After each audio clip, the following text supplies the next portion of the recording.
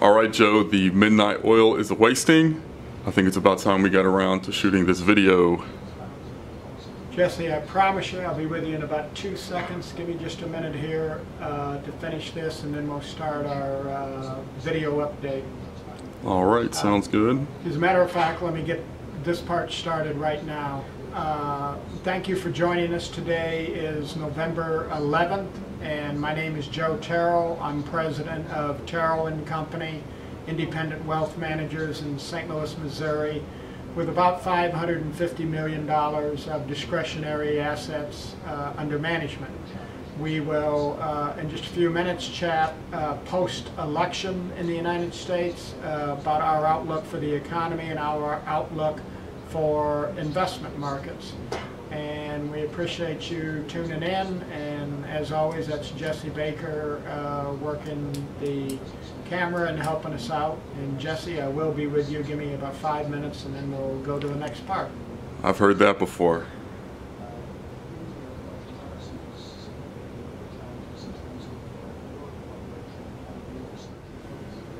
This is our take post-election on the effect that the elections will have on the economy, which I believe is not a great deal.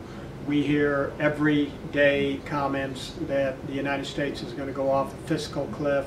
We're going to go into an automatic guaranteed recession because we must change some of these rules and regulations and changes in tax policy and spending policy that are due to take place at the end of the year. I want to throw out for people to understand that that's predicated upon your belief that Keynesian economics rules the day, and that's not necessarily the case. A decrease in spending doesn't automatically bring about a recession. If that was the case, then you could spend your way out of a recession, and we all know that you can't spend your way out of a recession, so therefore the converse is also true. Slowing down spending doesn't automatically mean you're going into a recession. Now, in addition to it, what is policy at the end of the year is not a cut in spending. It's only in the cut of rate of growth. In other words, if we're due to spend $107 and last year we spent $100, this is cutting it to $104. Well, that's not a cut. That's only a slowdown in the rate of growth. So in addition to it, I would hardly call what other people are saying as a cut in spending. That's not true. It's only a slowdown in the rate of growth. Spending overall will not go down, and therefore that's part of the argument about we're not going to go off a fiscal cliff because of it. Taxes are quite a different situation. Taxes going up as dramatically as they're scheduled to on everybody, not just the 1%, not the 2%, not everyone that makes over $250,000. Taxes are due to go up on everybody. That will be somewhat of a negative to the economy. But the biggest negative to all this is, in the eyes of people all over the world, it appears to people that the United States has voted to continue to give themselves money that they don't have. Under the president's first term, we had a major increase in entitlement programs with Obamacare, and it looks like to foreigners that people in the United States just voted the same way France did 6 months ago when they elected someone who promised them no cutbacks necessary. I have a solution for how we can continue to spend as much money as we want, and we can have all these benefits of the government, and we can have all these programs without any type of cutback. Well, in the United States, that's not possible. It wasn't possible in France. It's not possible in the United States. I don't care how much you raise taxes on the top 1 to 2% of taxpayers, you're not going to be able to spend as much money as what you want. So I don't believe we're going to go off a fiscal cliff automatically, as some people are leading you to believe. And in addition to it, the most important question is, are we going to be able to come to a rational policy about getting our fiscal house in order without foreigners forcing us to? And this is an issue that will happen in the United States. I have thought previous to the election, I think we've talked about it in some of these videos, that in the spring of 2013 we have to raise our debt ceiling. And foreigners last year were very active in this area of trying to convince the United States we want some real reform to your budgeting process. And just as the balance of the world is going to force Greece to do what they don't want to do, force Spain and other countries to do what they do not really want to do, it's going to happen because they're not going to lend them the money to be financially irresponsible. And the balance of the world is going to do the same thing with the United States. And this is a positive. Foreigners are going to force us to be financially responsible in this country, whether we want to or not. So the initial reactions of the investment markets, I believe, were more predicated upon disappointment with foreigners, that it appears that we voted to continue to have an irresponsible financial policy, running massive budget deficits, no indication of any kind we intend to cut back, no conversation about cutting back on any of the major entitlements, Medicare, Social Security. As a matter of fact, we're adding in even an additional program with Obamacare. So, other than the loss of confidence of foreigners, maybe some domestic loss of confidence that this issue now appears that it's not going to get addressed, the economy around the world is going to do what it wants, and that is actually somewhat positive, that there is great demand around the world for goods and services, etc., particularly that the United States sells. But short term, could we have a negative fallout as we have a loss of confidence? Yes, we could. And in just a minute I'll talk about investments. But for the economy right now, I still see slow positive growth in the United States of maybe 2%. If we do get a resolution to what I call our irresponsible financial actions of this country, you could see economic growth pick up and be quite a bit higher. But I just want to get across that somehow the people that think, well, the economy is automatically going to go off a cliff, no, that's not the case. And the world economy has much more to do with what's going to happen in the United States than our own fiscal problems of, well, taxes are going to go up 2%, 3%, and the growth of spending is going to go down. That is minute in importance in comparison to the balance of the world economy. And it's doing reasonably well, and I think we'll continue to do that way. The only concern now has to be creating some confidence that we're going to act in a responsible manner. So, Jesse, let's talk about maybe investments in general now. On investment markets, I think the proper policy right now is to be a little bit negative over the next 2 to 3 months. When we were speaking in the first part about this, the economy, we are going to get on the correct road in this country.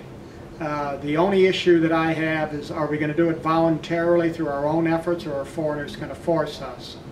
And in a roundabout way, I believe that investment markets and the economy that's on the wrong road currently, if you stop and think that it's a little bit like saying someone's going to have to stop the car, back the car up, turn it around, drive out of our way, and go over and get on the correct road. That correct road is a very bullish scenario. And my only point of being negative on investment markets over the next 3 months is I think it's going to take time for this to play out.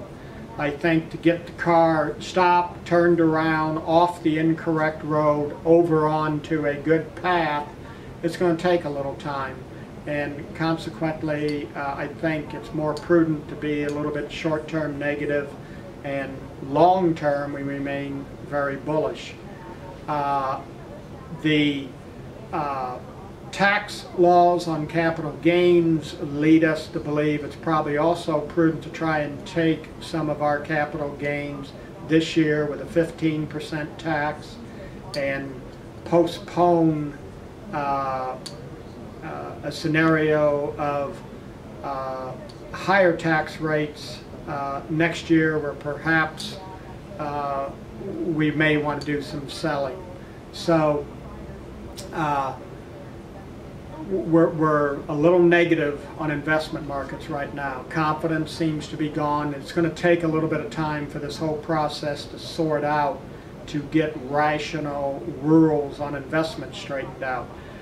We are not as negative on good dividend-paying stocks as perhaps Wall Street is.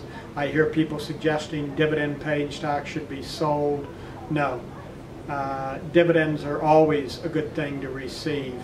And if for some reason I'm wrong and they continue to double tax dividends and increase the second tax at the personal level from the 15% to 40% or more, I really believe that corporations and companies will find an alternative of how to get that money to their shareholders in a tax-efficient manner.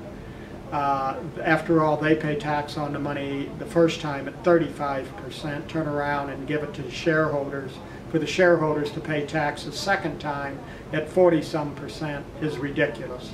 And I don't believe that that'll become law in the United States.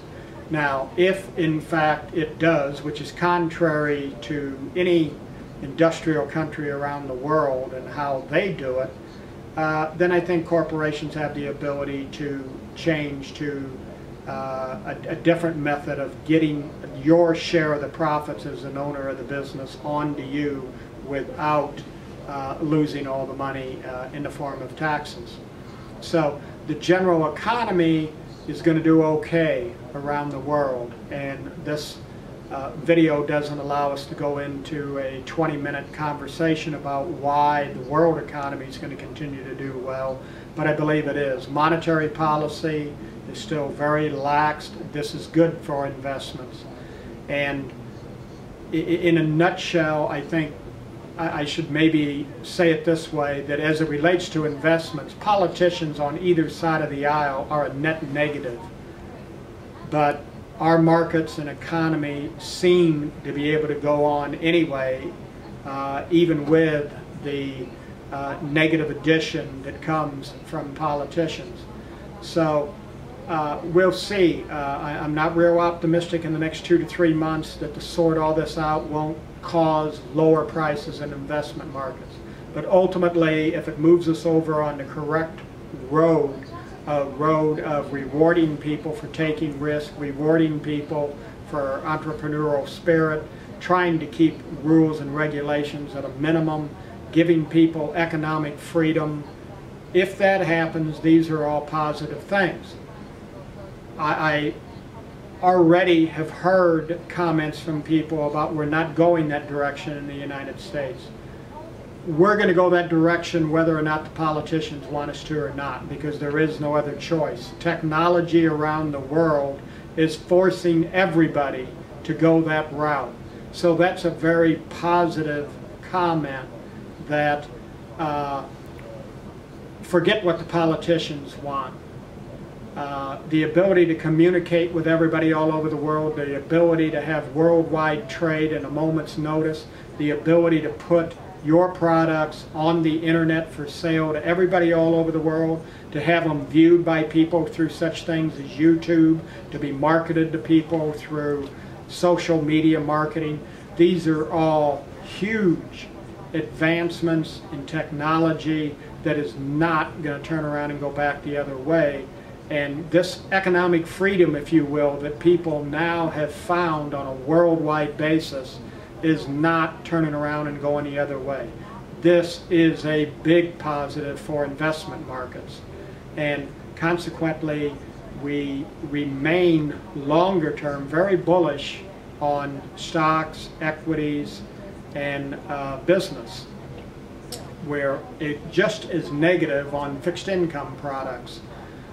You will see higher interest rates in the United States by next spring, next summer. And I'm fully aware that the Federal Reserve Bank has told everybody they're going to keep interest rates down in this country till the year 2015. Well, I've got news to announce here. The Federal Reserve cannot do that. It's going to be the balance of the world that will determine what is the proper level of interest rates in the United States for a 10-year government bond. And it's not 1.5, 1 3/4. It's probably something closer to 3.5%. So we intend to keep what we think are underpriced investments, some of our long-term holdings. Yes, I think it's prudent to sell them, pay 15% tax now instead of perhaps 25% tax down the road. We will monitor very closely investor confidence all over the world in the policies of the United States and what we're going to do. It'll have a major effect.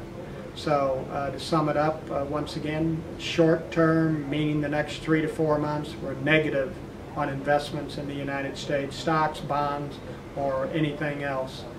Longer term, many reasons to be extremely bullish and positive. We thank you for joining us for this video update on our outlook here at Terril and Company.